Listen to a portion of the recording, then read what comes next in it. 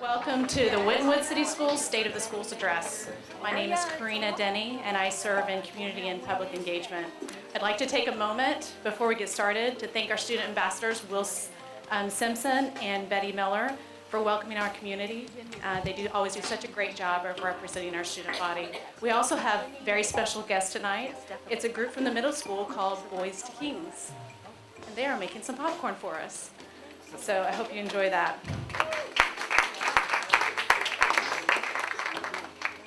Before the superintendent takes the stage, we want to introduce someone to you that's a true advocate for education.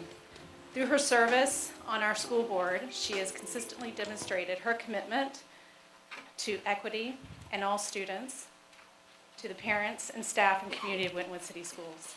It is my privilege to introduce our board president, Jessica Miranda.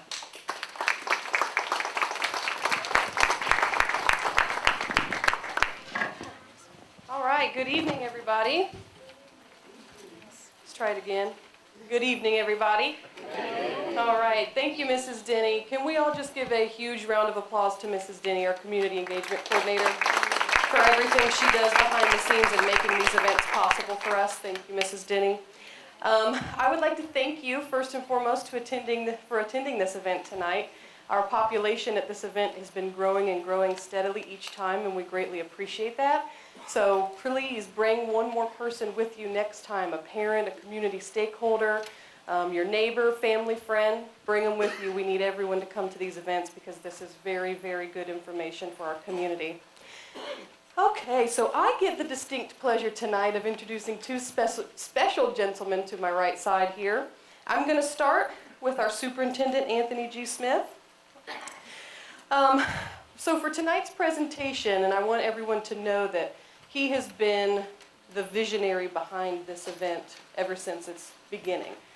So he was the mastermind behind the State of the Schools, and here we are today, probably at what, our 6th or 7th, 8th installation of this event? 21st, all right. So everyone give Mr. Anthony G. Smith a huge round of applause, our fearless leader. And as a special guest that we also have tonight, Mr. Stephen Easley of Easley Blessed. He is the CEO of Easley Blessed, and it is a marketing and branding firm. And I first met Mr. Easley a couple State of the Schools installments ago, and instantly had a connection with him because he, like me and many others in the community, do what we do and own our businesses and our entrepreneurs for specific and distinct reasons. And those reasons are because we believe in our community and we want to see our community and our people thrive. So we're very, very blessed, pun intended, to have Stephen Easley here tonight from Easley Blessed. So thank you all for being here.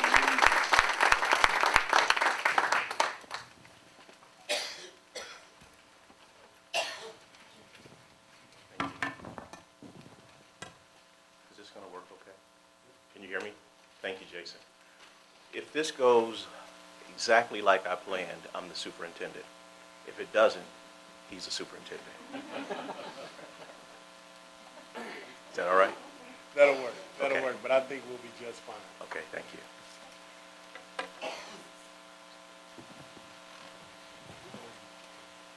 Today, I really want to make sure that we all understand, our purpose here. We want to share with you where we are as a school, where we are within the community, and where we're going. So as we interact today and I interview, I want to make sure that you guys get the answers to some of the questions that you may have. And if you have some questions, please hold them to the end so that if we have some time, we can answer. If not, we'd like to capture that information so that we can get it sent to you all. Is that fair? All right. Well, let's get started, please. Judging from the crowd, this side looks really nice and calm. This side looks kind of aggressive. Maybe because I know these people on this side. That might be it. So we'll start with a video, but can you go back one, Ms. Denny, so we can talk about the vision?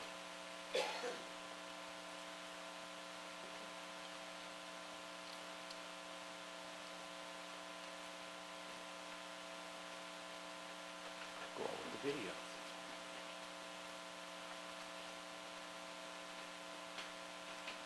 The slide that Coach Smith is referring to, it says teaching that engages, culture that empowers, outcomes that matter, technology that enables. That's our school model. Can you share with me a little bit about how we chose that and why, and what that means? Well, I think one of the major pieces that we have to understand is we are always looking to figure out how to engage students to make sure that they're holistic about the approach of education.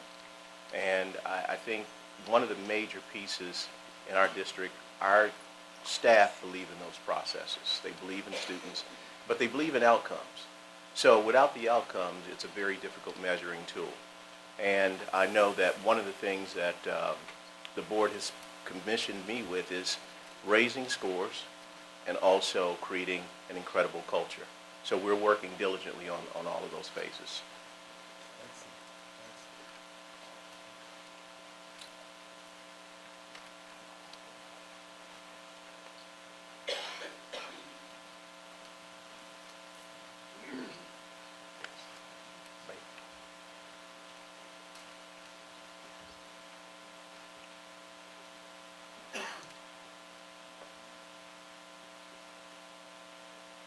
So these are our topics of conversation, and our goal is to make sure that this is interactive.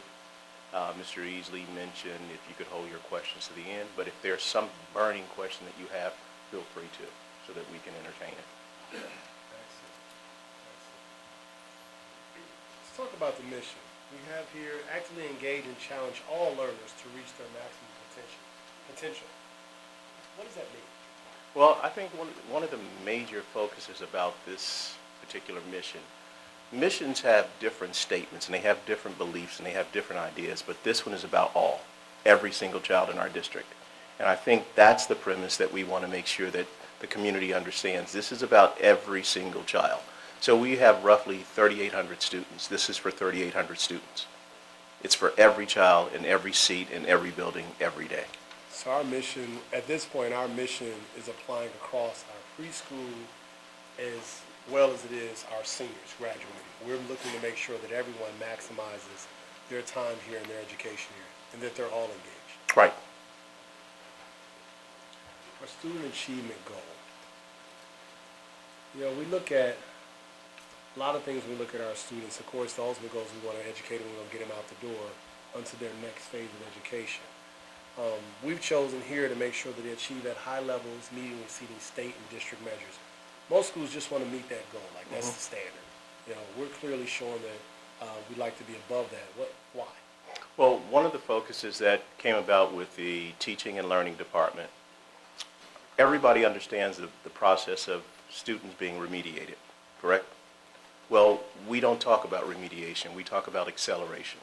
So remediation without acceleration means that you're going to get me to this level, and that's as far as you're going to take me. And if we talk about the level of acceleration, you'll exceed it. So we don't want to meet the state standards. That's never been our goal. That's never been our premise. That's never been our ideas. It's to exceed the state standards. I think there was a saying when I was a kid, he used to say, shoot for the stars, because if you miss, you at least, shoot for the moon, because if you miss, you'll be among the stars. Is that kind of where we're going with that?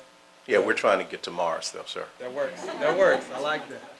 Step up to quality. Winton Woods preschool rated 5 stars.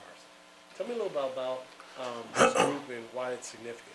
This was a long time coming, meaning we had the opportunity, we had the vision about having preschool, but we did some surveys and we heard our parents, and our parents said, I like your preschool idea, but I can't really take advantage of it because it's a half-day experience. So we incorporated a full-day experience and step up to quality, and this whole thing just began to manifest itself. Ms. Darcy and Ms. Denny were the catalyst behind it. And I'm not sure if people understand, but you'll start seeing step up to quality and 5-star rating stickers all over the district. That's the highest rating that you can get, and it's endorsed by the state.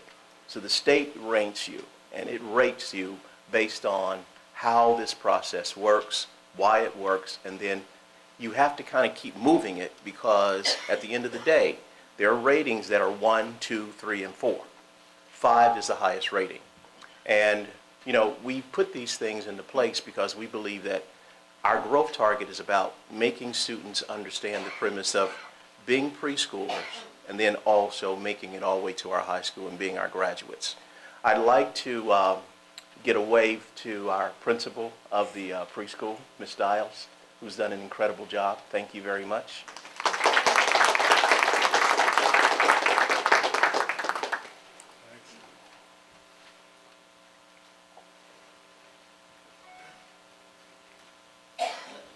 And we spoke about this a little bit earlier as far as why we chose this.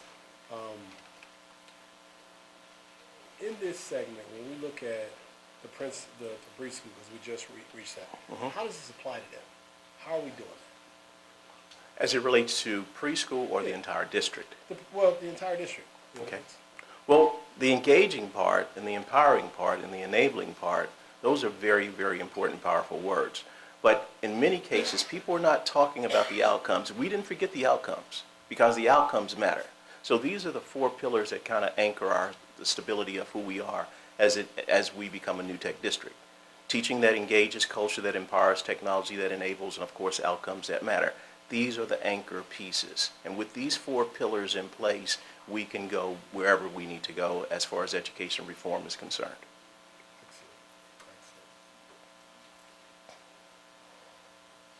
Here's our timeline. Now, when I first saw this slide, I look at most projects. Many of us are in spaces in our work or in projects that we've been in where they give us a timeline and we don't really meet it. We don't really meet it. It doesn't really match up. Where are we in our timeline of meeting these goals? I'm with you. In many cases, there are timelines that are suggested. The timelines change periodically because things slow down or they speed up. I'm very, very proud to say that our implementation timeline is on target. We are exactly where we said we would be.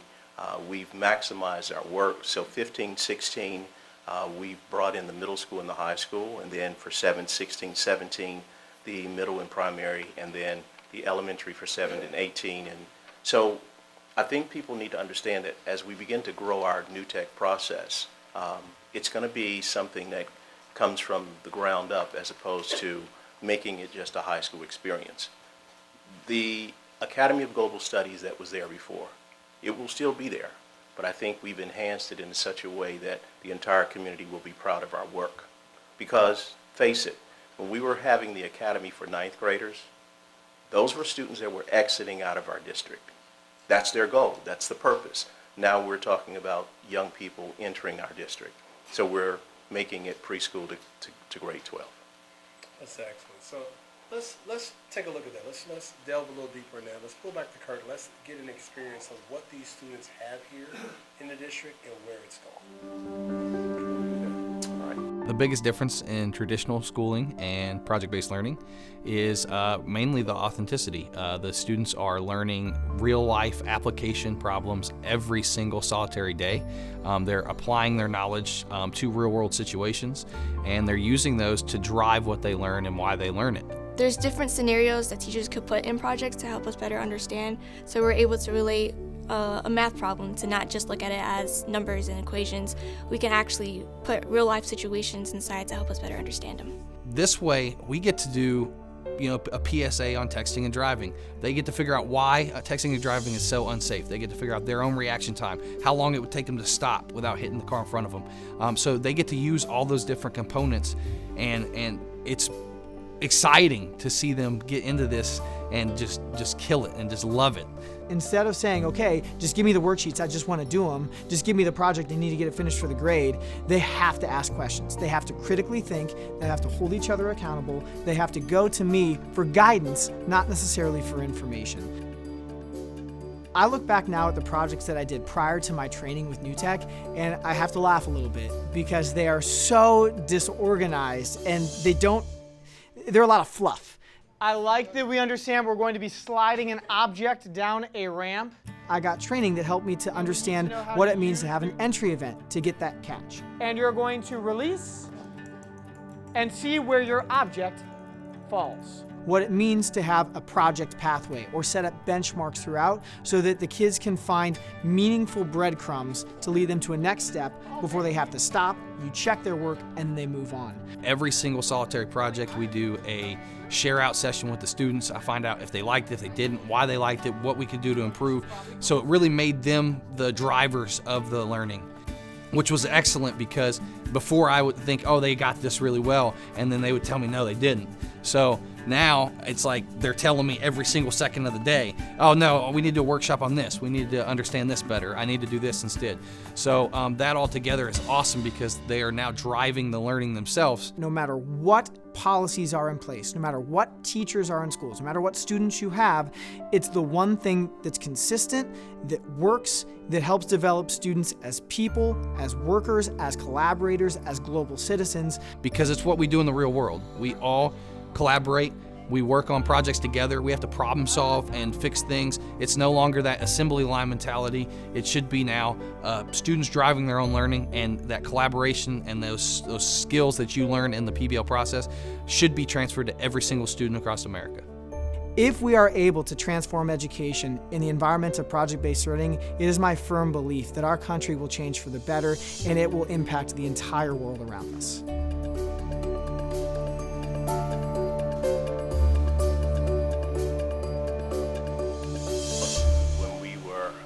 Contemplating having the New Tech experience for all students, it was a very, very emotional conversation that had to be delivered to the board.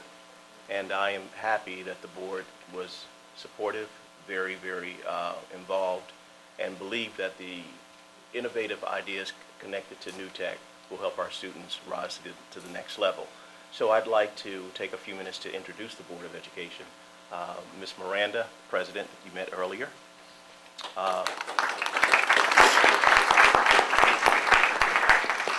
Vice President, Dr. Johnson, sitting on the row by herself. Board Member Jeff Verdi.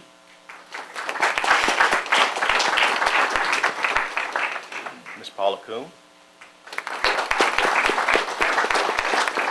And Mrs. Katrina Ruggless. So trying to convince a board that you want to restructure yourself is not an easy task. And so there had to be a lot of facts and figures and information that was disseminated to make the board understand that this is a great district initiative. And I am happy with the support, the constant support from the Teaching and Learning Department. We were able to do that so that now it's a district-wide event.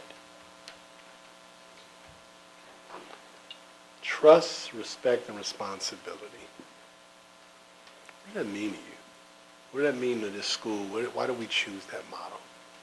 Okay, so if this was a parochial school system, that would be easy to put up on banners and walls, because in that particular lifestyle, in that particular world, people expect that to happen. This is public education.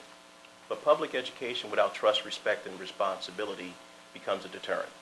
So one day you'll see this. This is what I call Mrs. Denny's MasterCard, and you never leave home without it. And, you know, if our kids could really embrace this and the attitude of the adults about trust, respect, and responsibility, we would be further along than you could ever imagine, because those are big pieces. So we're talking about having young people participate in groups, present projects, talk to adults, have leading conversations, be responsible for their educational outcome, and without this part, the rest is a bust. So trust, respect, and responsibility are mainstays of what we do as it relates to Winton Woods City Schools.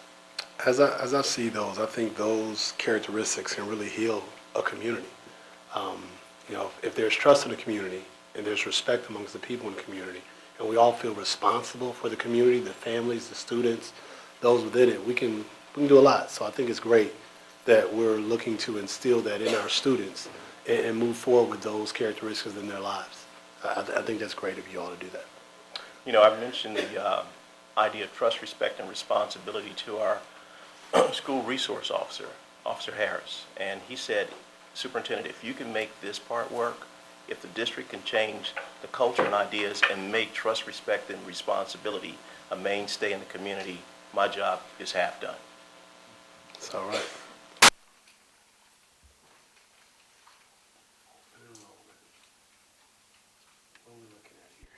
open enrollment, we got the new terms of the preschool all day long, or a full day as opposed to a half day. What are we looking at? What are the numbers that we're looking to bring into our open enrollment this year? Well, right now, I'm not sure if the public realizes, but our preschool is at capacity and we have a waiting list. And our open enrollment is absolutely growing. People are really talking about the excitement centered around Winton Woods City Schools. We're at about approximately 3,800 students, and we anticipate that that growth will continue to happen simply because we're treating children the way they need to be treated. We're very respectful, and we look at education as being the cornerstone of what's going to happen in our community and make our community as strong and as vibrant as we can make it. Excellent, excellent. So a lot of you are probably aware of the school and how resources are filtered to school and how resources are taken within the school. This slide here, we're talking about our socioeconomic data. And I see in 2002 it was 21.84, and now in 2017 we're up to 73.46. Elaborate on that. Tell us what these numbers and the significance of it. Well, I think people associate with socioeconomic distress or socioeconomic issues as a way of saying that the community can't be successful. Well, those are trends. Those are real numbers. Those are real people. Those are real children in our community. And we're saying that in spite of those numbers, our children are going to be successful. Because guess what? Poverty is one thing, but changing the culture is a whole other thing. Our children come with a storehouse full of cultural relevant issues and facts and figures. And I think it's very important that our teachers learn to embrace that, to say, just because of where you came from doesn't mean that we can't take you where you need to go. Absolutely. So I think it's a very important piece. I think one of the major concepts for me, schools look at the idea of raising scores, raising test scores, raising outcomes. But in our community, we're trying to save people's lives. We're trying to make sure that young people turn out to be just as successful as the community they came from, in order to make it become a launch where the entire community is embracing it full service. Excellent, excellent. Mindset, growth mindset. I remember, there's the two studies. You've got the fixed mindset, you've got the growth mindset. Why here are we choosing the growth mindset, and what's the significance of it? Well, you were right. We did have two. We did talk about two, growth and fixed. Well, we've changed our attitude about education in such a way that we don't talk about fixed anymore. Ours is all about growth. So the fixed mindset is no longer part of our conversation. Our children are embracing growth mindset in such a way that we brought both of those parallels to the table, and now we're saying, do you understand what we were talking about? And they're like, we don't need the fixed conversation anymore. Ours is about the growth. And some of the major pieces, if I look at the major pieces of this concept about growth, it's participating and learning, building and engaging, and impacting self and others. So at the end of the day, we want our young people to be responsible for their education. If they're responsible for their education, we don't have to say work on the project. We don't have to say go and do your homework. We don't have to say engage other people in your conversation. They will do it inherently because guess what? It's now part of their culture. So I would imagine that with the new the cohort learning, the new technology, the way that's actually being instilled, because that's how they're learning. They're learning in these groups. They're learning working together and building on these skills. So we're embodying that growth mindset in how we're teaching them. And in most of our work, people don't work in isolation. They work in groups. They work in teams. And I think one of the major pieces of why I was so excited about project-based learning is because of the interpersonal communication skills. If we can get young people to have a stronger relationship with each other, then our schools are going to thrive further than people could ever imagine. Excellent, excellent. So many 2017 Best Communities for Music Education. Receiving this award, receiving this this recognition, how has this affected our school? What can we do with it? What is it for our students? Like, what does that mean? Well, number one, it's hard to get, and it's hard to maintain. And it's not just something that's given to a community. It's something that's earned. One of the pieces that I know for a fact, I did a little research on you, and I found out that you actually are a musician. All right? That I am. And your instrument of choice is? Alto sax. So if there's time, we may want you to play a little bit. Give me a read, we'll give you a little something. And so we think, we don't want to hear Misty though. No. So did you hear, give me a read and we'll give you something. See? All right, how many people want it? That's all right. That's all right. Yeah, you know, the beautiful thing, for those of you who used to have the opportunity to learn to play an instrument in school, there's a lot of schools it's been taken away from. I learned experience with the alto sax when I was in, I think, 6th grade. I was in 6th grade and I was introduced to the band and an opportunity. It was something in our school that you had to. You had to learn to play an instrument. You could pick whichever one you wanted, but you had to learn. I mean, we all started with a recorder. Remember that? Remember the little recorder you walk around?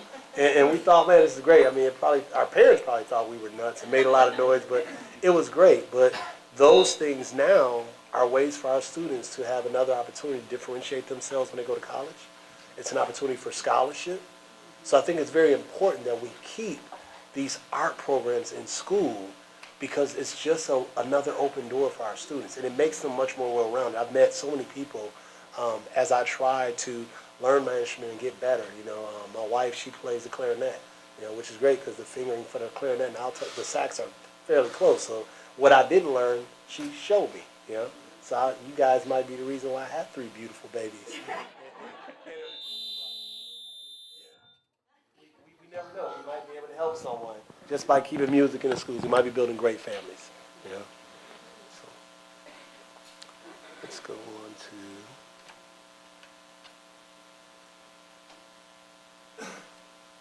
So here's some just quick snapshots of some of the things that happened with our orchestra and our band and our choir.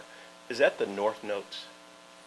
Incredible young group of young musicians. See, people don't realize that the voice is you are a musician, even though you're a singer.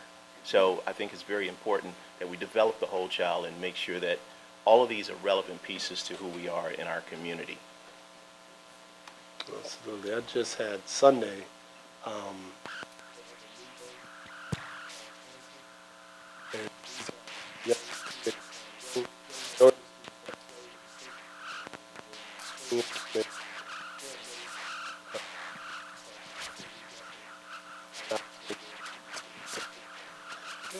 many of us are big opening day people? I mean, Cincinnati, they the great day. Some people, it's like a holiday for us. I mean, you take off of work one way or the other, you know, whether you're supposed to or not. You know, you kind of end up in opening day. We were able to take part of opening day this year with our band. What was that like for the students, and why did we get engaged? Like, how'd that happen? This is, Mr. Easley, the part that made this so exciting, you see the Finley Day opening day parade, all right? Broadcast live on TV, all the local stations. What people didn't know is that this was a day off of school for our students. We had a professional development day, and just because of the enthusiasm and the commitment made by the band teacher and her supporters, students said, if you can support it, we can support it. So imagine students coming a day off and participating in the Finley Day opening day parade. So this is the first time that the band has participated, but I was corrected. This is not the first time that Winton Woods City Schools has participated. So we had an opportunity where it was what group? Can somebody remind me? Varsity Ensemble in 2007. Varsity Ensemble in 2007. But the band participated in 2017, and the crowd loved them. So here is a plaque that just came today in appreciation for participating in the opening day parade, and I believe they want us back next year. So thank you to the band and to everybody who participated. And I'm not saying that the people in the audience would have done something different, but if this would have been a day off for you as a student, would you made the commitment to show up with the band. 2 hands, thank you. We're going to talk about some of the opportunities we created with the students, and that's, the different things that we're doing in music, also the different things we're doing in sport. This year we added 2 new sports or ways that we can get engaged with our students. Tell me why we chose those and what that looks like now, the outlook for these students who are moving along this path. First of all, the girls that you see on the screen now are absolutely famous. They're incredible, they're inspirational, they're dynamic.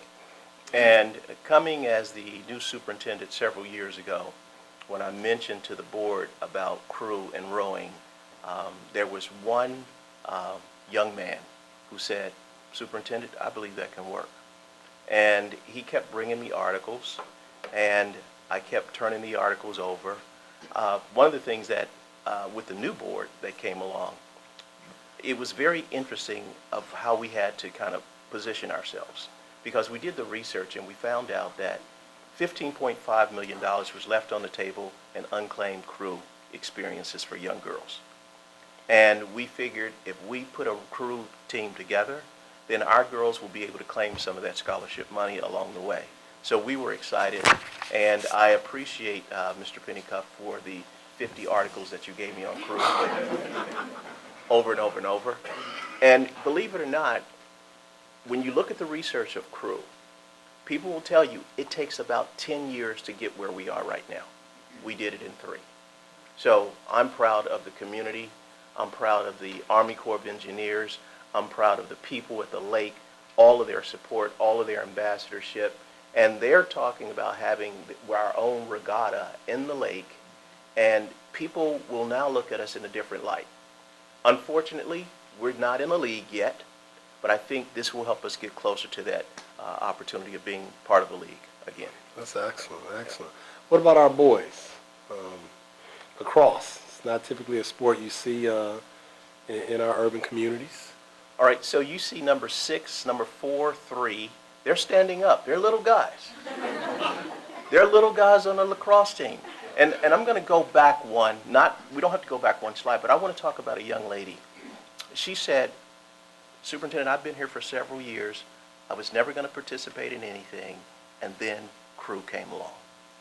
And she says, "I fell in love with it."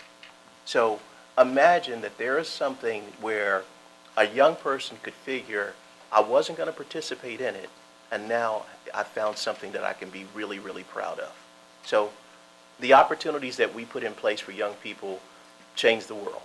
Absolutely. And our lacrosse team, they're going to be awesome.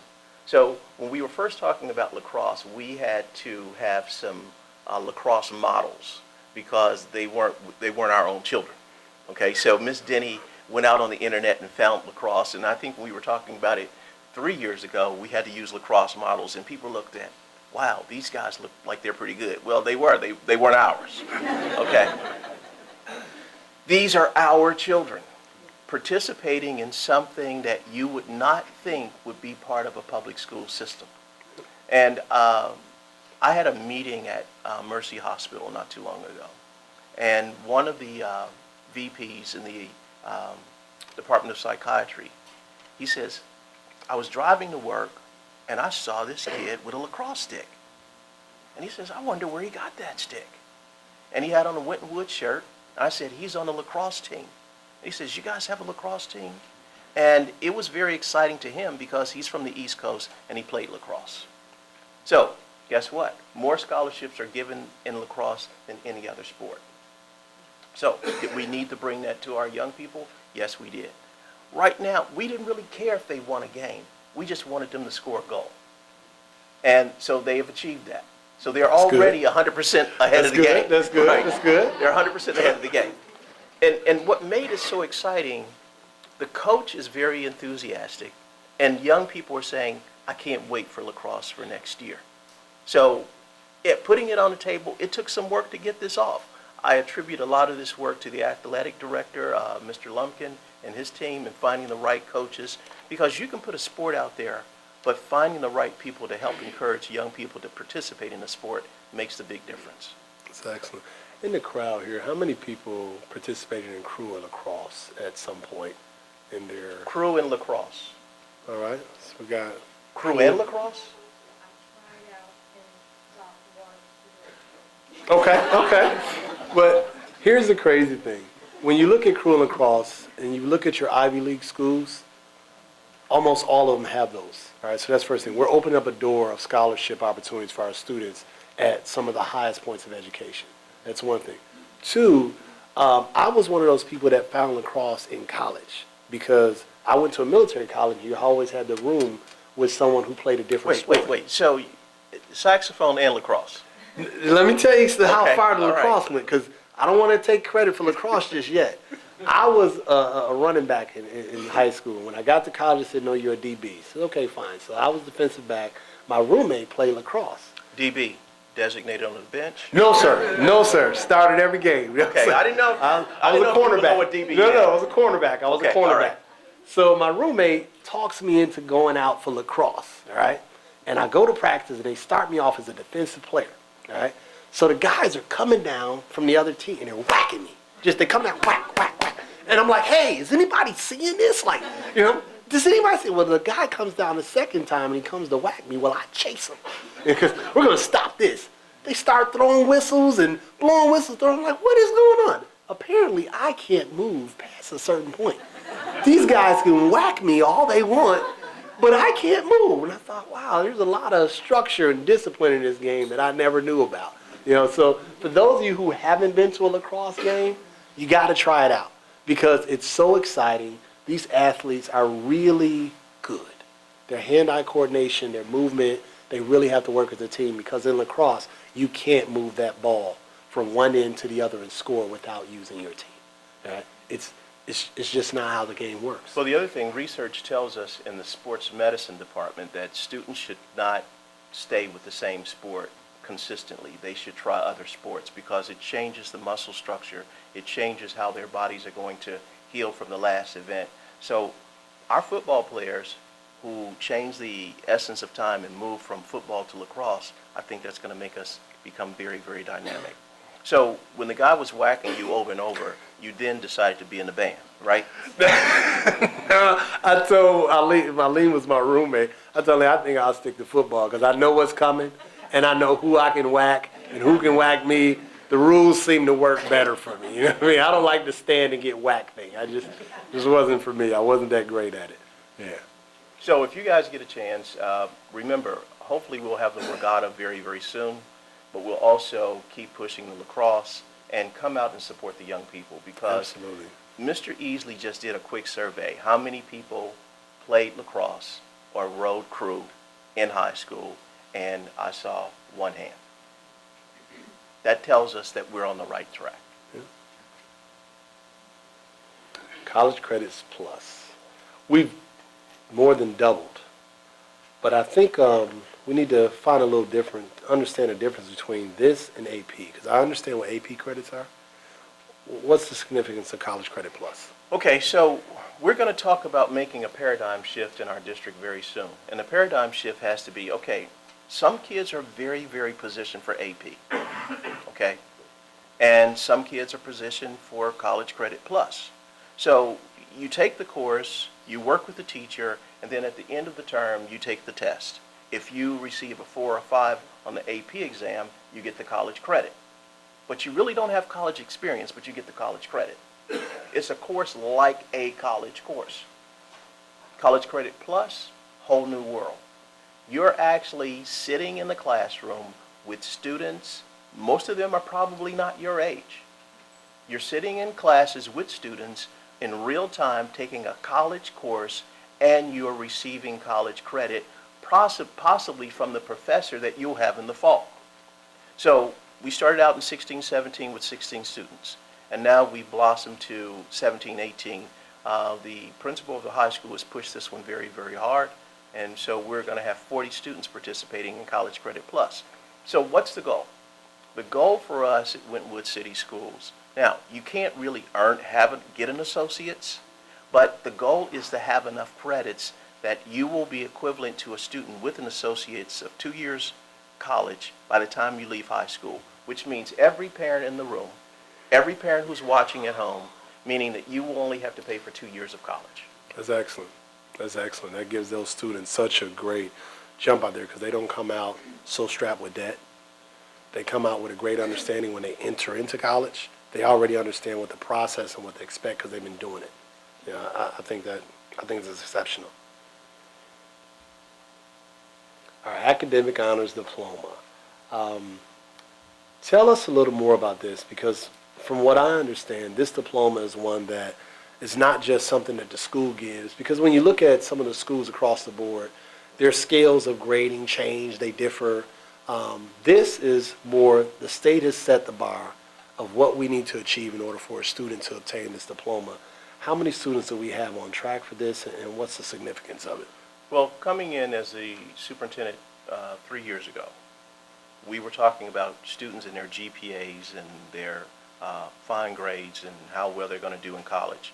Well, some people in the community reminded me the A that the student has, is that a Winton Woods A or is it a state-supported A? And I was a little puzzled, and I'm thinking an A is an A. But they were talking about the rigor associated with the A. So if this student went to another school district, would that A be as strong? Would they be the same strong student? So we began to challenge ourselves and look at what it meant to be an academic honors student. There will be 22 students that will have academic honors this year. And these are students that will be recognized by the state, meaning wherever they are. There are 609 districts in the state of Ohio. Every student who gets an academic honors diploma had to have the same rigor and the same standards. So we have 22 students that meet that criteria. I think our next big push will be we will be discussing having a National Merit Scholar. That's what we need. Because there are children in our district who have incredible skills, outstanding scores, great attitudes, great positioning to be leaders, and I think it's our responsibility to make sure they earn the academic honors that other students across the state will receive. Believe it or not, folks, you may think this is an easy task. There are some school districts, there are some high schools, no one has an academic honors diploma. No one in the whole school has one. We have 22 young people who have worked hard, and you can't earn it your senior year. This is something you have to have worked on since you've been in school. And I think it's a testament about how we're making the paradigm shift and reforming education because we're talking about the highest standards possible.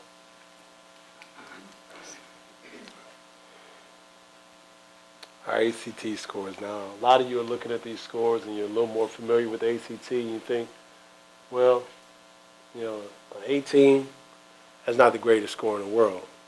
But let's break this down. Why is this significant? Why are we able to show this and what do these numbers mean when you look at our whole student body? What are we showing?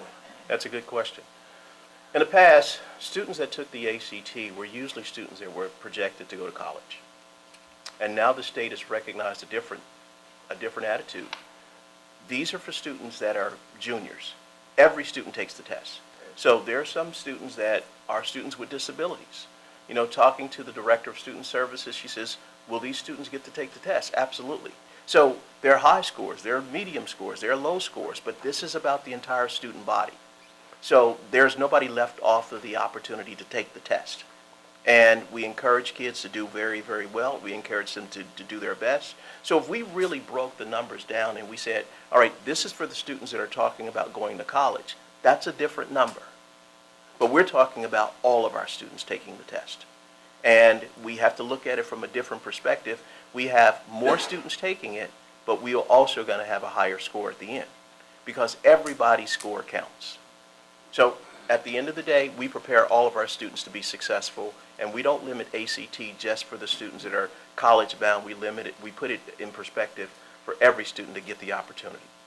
I think that's excellent. I know when I was going through, we didn't even have that in our school.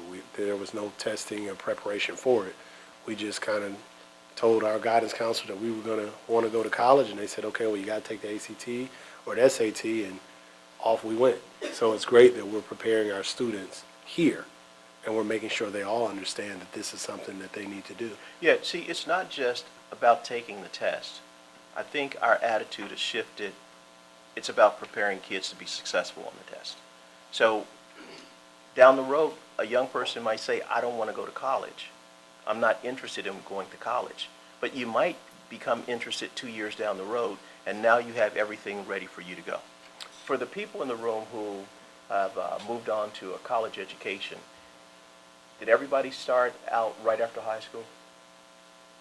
Or were there some people, are there people that you know who decide to wait a couple of years? And so if we keep kids in the pipeline that says, I wasn't ready then, but I'm ready now, that means we prepare them for the next version of life. Excellent. I'm excited about this. When I learned about this database that we have here, the Warrior Experts, what this is this is your opportunity out here to make a difference in these kids' lives and our students' lives. We've got a form that is in your packet. Sorry about that.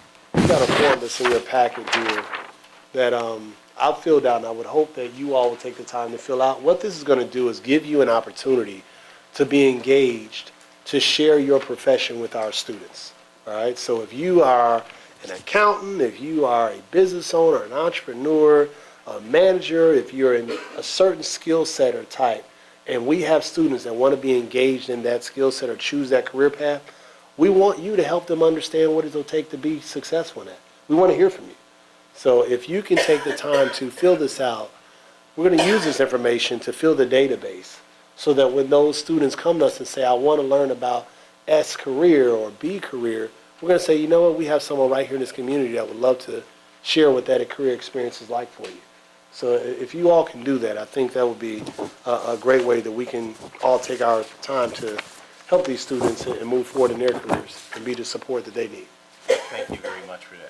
One of the major pieces that we want to explore, when you look at how New Tech was first designed in Napa Valley, the business community said, schools, you're not preparing these students well enough to come in and be part of our corporation. And so the business community came together in order to help create the New Tech experience. So we're doing it in a reverse. We're saying to the business community, we're part of the New Tech experience, and we'd like for you to come in from time to time, judge our projects, tell us in real time, how good are these projects? Would they really stand the test of time? Are they very vibrant, exciting projects? Are they fluff? So that our kids know. Because I can tell you, people talk about academic opportunities, people talk about academic gaps. There's really no academic gap. It's an opportunity gap. Because you can teach me the same concepts, but after you teach me the same concepts, is there someone out there with a business, with an idea, with a concept that's willing to let me be part of that experience with them? And internships are very, very important. So we want our children to get some internships, some experiences, and so we want the Warrior Experts to stand up and come and see our children launch their projects. You will be impressed by what you see.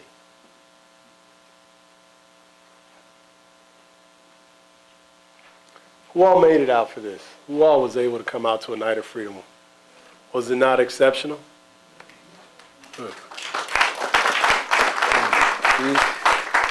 These students did a great job. Share with us a little bit of what we were able to experience at the Night of Freedom this year.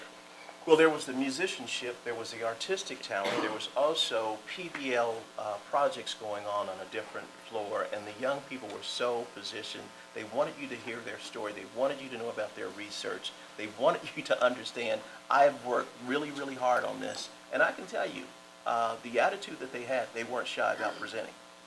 They weren't shy about presenting, and they wanted you to know their story.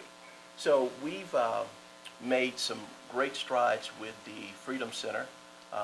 And guess what? They said, we want you back. We want you to come back again because the Night of Freedom was such a success. Excellent. How many people showed up for the event, Mrs. Denny? Over 1,000 people showed up for the Night of Freedom.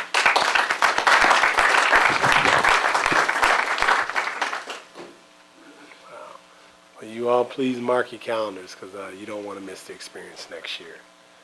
This is exciting. So we've got a new facility coming. We're going to give these students the things that they deserve as far as a place to learn, a place that's sound and fit for them and more modern and ready.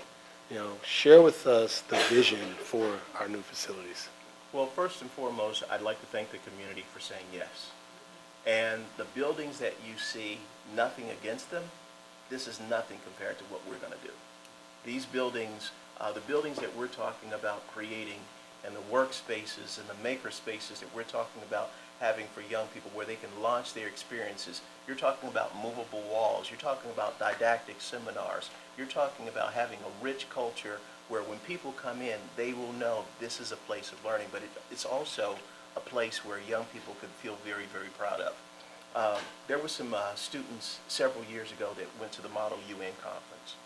And one of the things that they came back with, they said, Superintendent, wouldn't it be great if we could host a conference? If we could host a conference. Well, one day we'll get to host that conference in our new buildings. So I'm excited about what this is going to look like. Remember, the buildings that we're talking about, folks, haven't even been created yet. They will look like something that you couldn't even imagine. And I think it's going to be your brains that help develop this vision where we have to get this right, because guess what? This is going to be something that will launch us in a position that we've not been in for a long time. This will be the biggest project in this community, and we're very, very proud that we are in the right place at the right time. So we talk about the 3,800 students that we're going to have. Well, when the new buildings come, you already know what's going to happen. You know what's going to happen. And our objective is to make sure there's space for every student to be successful here. I'm excited. So at the end of the day, thank you, taxpayers. Thank you, voters. Thank you for everything. Thank you for the vision. Thank you for the attitude. Thank you for your positioning. And our facilities will be something that you will be very, very proud of. You all that voted this in and contributing your dollars, we ask that you do take part in helping us to design this facility. When we talk about the facility visioning screening sessions, we want to hear from you. We want to hear what that new facility can look like, how you can be engaged, because it's not just for the students, it's for the community. So there are things that you have experienced in other places or you've heard of. We want to hear about that. We want to make this an all-encompassing space, not just for our students, but for our community, because at the end of the day, that's what it's all about. Without this community, we don't have the support that we needed to do this for the students. And the students live in the community. So without the students, the community dies. All right? So this is for all of us. So we all need to be engaged in helping to shape it and share our views and share our ideas so that we can come up with the best concepts. So the facility master plan, there will be a K-6 building, a middle school, a K-6 building, on the middle school campus in Green Hills. There'll also be a 712 building right here. It will be one of the most incredible buildings that you've ever seen. I might have a statue in front of it. I don't know. I haven't worked on that yet.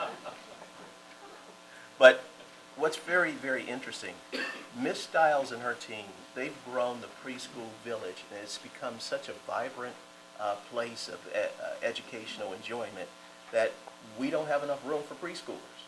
So we're now figuring out how to use one of our buildings to turn it into a preschool village. And my goal is to have at least 300 beautiful preschoolers running through the village every single day. If we can get that going, that would just be the most exciting thing ever. So we're talking about 3 facilities. Even though we're building 2, we're now figuring out how to modernize one in order to make sure that we have the capacity and we have the square feet to serve our children. Uh-huh. What's our schedule for this? Do we have a projected timeline? What are we looking at? Well, we haven't picked the firm yet. We're working on that. So the firm, if the schedule is holding true, Mr. Denny, firm is selected May 11th. So, okay.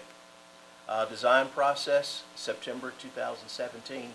That's a whole lot of planning and structuring and looking at all of the architect's plans and designs to see how they fit, how they work, how it works with the space that we have. The next piece is construction begins fall 2018. That's going to be a day. That's going to be a very, very exciting day. Now, campus opens spring of 2021. I have begged, can we possibly make it work for 2020? You know, I've got to try to figure it out. I didn't do it ahead of time. 2020. All right. And one of the goals is for the facility to open in the spring, during spring break, where we move in, and it gives our seniors a chance to graduate from a new facility. So that becomes a very, very exciting goal. It depends on the weather. It depends on how the architect works his plan. It depends on change orders. It depends on what the land mass is. It depends on the topography of the land. It depends on a whole lot of things. But I think we're positioned right now to have an incredible experience and $110 million project, bringing everything back to our community. That's excellent. And let's see, we're going to encompass a community learning center in there. What are we going to have here? What will that provide for our students and the families? Well, one of the major pieces, our goal is to make sure that children are well. So if children are well and children are fed, then we can educate them. So the Community Learning Center will be a place where you would have vision screening, you will have dental care, you will have counseling, you will have all of the major services in order to make sure that your child is well-rounded. And guess what? The other part of this Community Learning Center, it will be for the community as well. So there was a very nice lady who told me, she says, "Superintendent, I like some of your ideas. Some of them I don't. However, you will never get this bond passed until you start talking about the community." There she is. All right. We have to make this about the community. And the more we make this about we make it about the community, the more the community embraces the idea. Have you ever seen a strong community and a weak school system? No. Don't go together. Have you ever seen a strong school system and a weak community? So our goal is to be strong together. Excellent. Our babies, future of our babies. That one kid on the left looks like he's just floating through life, doesn't he? Yeah. Not even touching the So that's what we want to do. We want to reimagine education. And so our whole effort here tonight is about reforming our district, reforming the plan, making it holistic, and making sure that every community member is part of everything that we do from the beginning to the end. I think we're on an excellent track. I know that we're going to all have to still lean in and help and support so that we stay on track and that we deliver. You know, I think the significance of all of this is we've got a plan, but we need everyone in this room and all those that you are communicating and sharing homes and sharing space with, you know, in your jobs and careers to make this work. You know, we all have to work together. You all are the benefit of someone working hard for you. Every one of us sitting here had someone that supported us through our youth to get us to the point that we are now. Let's do the same.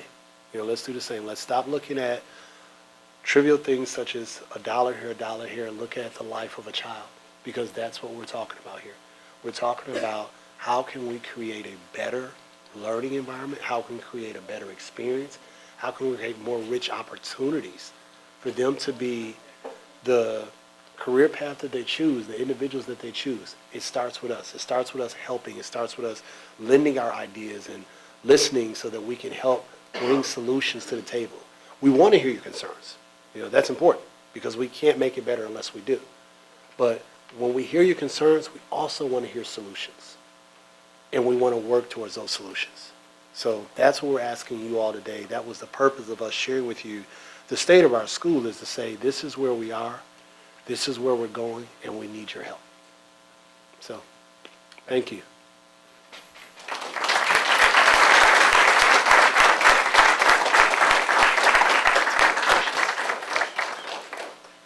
Questions? Any at all? Any questions, suggestions, ideas, concerns? Yes, ma'am.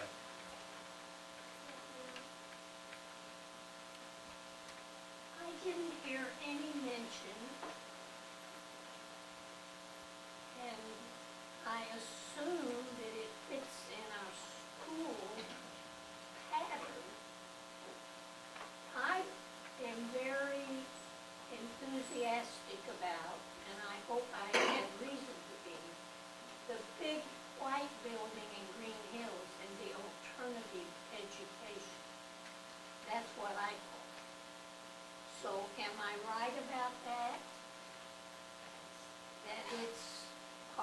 our system, I mean, it is an alternative school? It is 100% part of our system. And it is an alternative? Yes, and it is staying. And will, I actually brag about it. I think it's a wonderful thing. So, I didn't hear anything about any plan for that part. There are plans underway. Remember, the one thing about that particular building, some of the buildings, and the board has to make some decisions about what happens with some of the buildings, but for the most part, that is a historic building. So it will be there, and we will serve children in that building. So the whole objective is, how do we bring it up to speed? How do we make it right? How do we make it the building that we know that it could be? Because it's going to be here, no matter what we think, no matter what we say. So I don't know if that answers your question, but that's part of our continuing plan. So in this overall plan we heard about, when I said I haven't heard anything about that alternative school or plan or whatever, but it's a wonderful thing. And I'm not sure all the citizenry knows about it. You're correct. And it's a wonderful opportunity. And when the question was asked, did anybody decide 2 years out of high school to come back? Very good. Very good. We have people who have spent 2 years incarcerated that decided to come back. And I don't know how much of our public knows about that wonderful opportunity we offer in education. Well, And so I just want to tout it and say that somewhere I expected to hear a little bit about post whatever, because it is wonderful. so in my next State of the Schools, that will be the first slide that I talk about. What's going to happen with the community building? Because what you don't know is you help write part of this. Every time you come to our meetings, you write the next version. So I appreciate you. About the building. No, you're talking about the program. The program will live. As a matter of fact, where's Miss Crenshaw? Where's Miss Hodges Davis? All right, so let me tell you what's going on now in May. There are some young people who've met all of the standards, earned their credits, they have risen to the occasion, they were strugglers, and now they're on top. And they're saying, listen, I need to rush out there because I have some career interests that I need to take care of. Superintendent, can I graduate? Can I leave early? And we've been working, one of the things that the public may not know about is we interview those students for their success track. And we're asking them very, very pointed questions. Let me hear how many applications you filled out.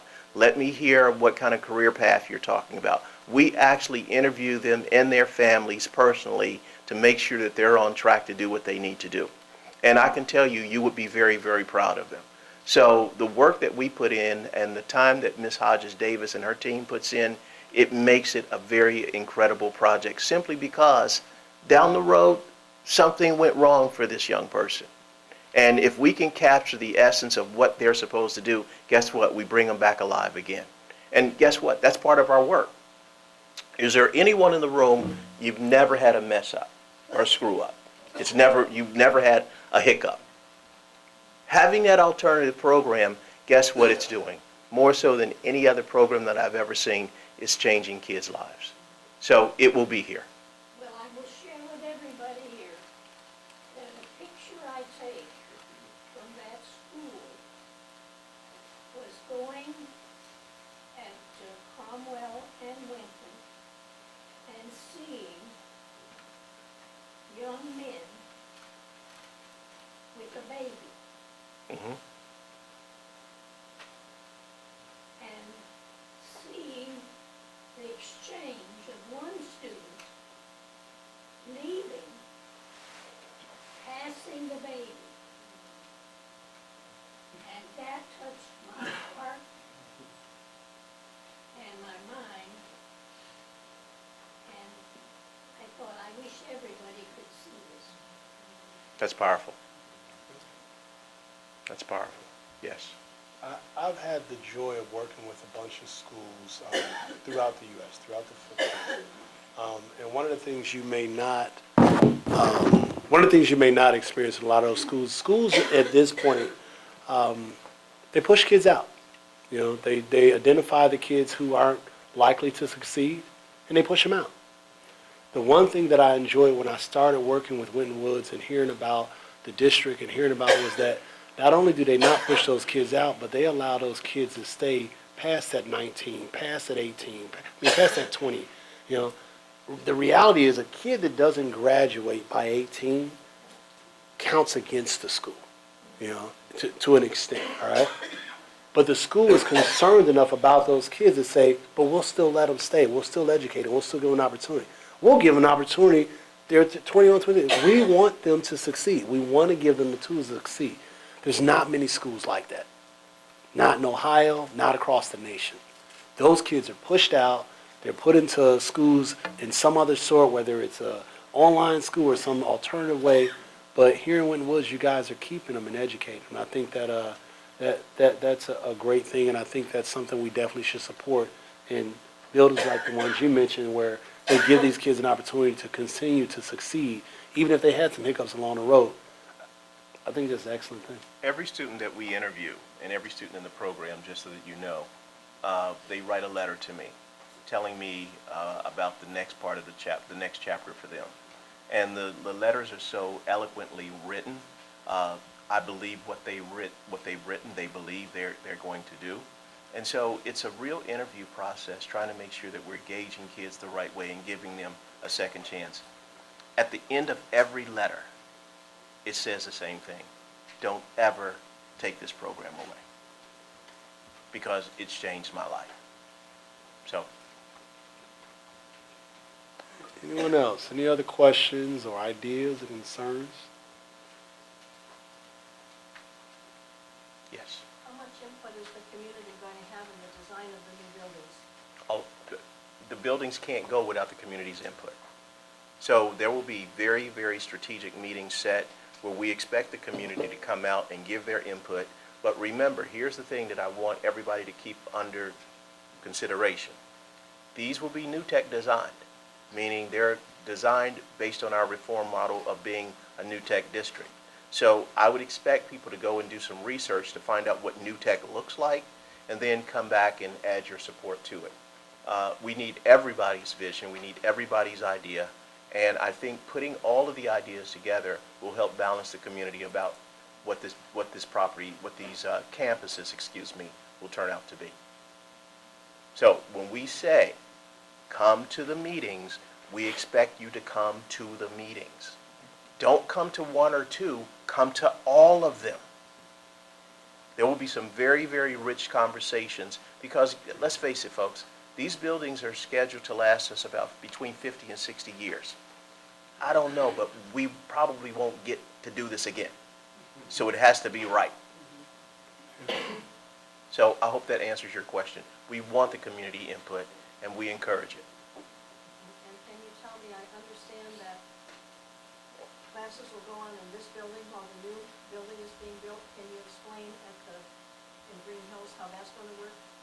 Well, we're hoping that there's enough land, there's enough space where we can actually do the same thing, where we're building the building while classes are still happening. All right, that's the original plan. But again, it depends on what the land is like that we're trying to build on. So the whole objective is not to have swing space, correct, Mr. Denny? And not to disrupt education for the children that we have in our buildings right now. Yes, sir. When you're doing building design, are there thoughts about the building exterior in that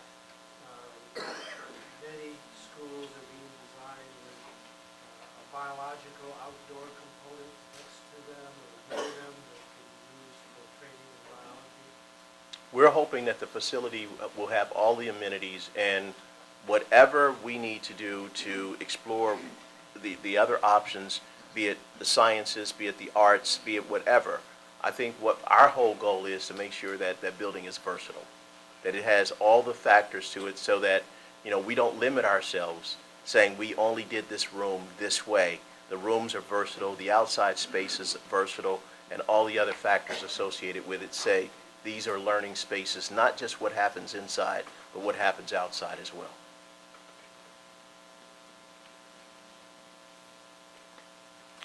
There was a time when they had band camp. They would take the band, they would go to Wright State. What happened to the funding for that? Was it taken away, or was there some other obstacle that prevent? I mean, they have band camp in a hot parking lot. Those of us who played in music, that is probably one of the worst learning environments. Did the funds get stripped? What happened that they no longer, since we said music is really so vital, what happened that we no longer invest into a comfortable setting? It taught leadership, taught them how to be on their own, gave them a little concept of what it's going to be like in college. What happened that got stripped to a parking lot? Well, I think there are several things, Mr. Johnson, that attributed to that. Number one, when you talk about the socioeconomic trends that we mentioned, a lot of our students who participate in activities have jobs. They have other experiences. So to go away to a camp for a week could be a stretch, because at the end of that band experience, that day experience that usually ends around 5 o'clock, some of those kids go right on to work. So trying to juggle both parts of it may be difficult. I'd like to see us get back to having a band camp experience where we take kids away, where they get a chance to kind of bond with each other instead of being on that hard surface.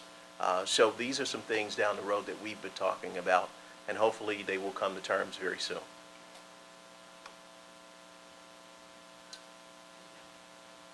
Thank you. Have a good night.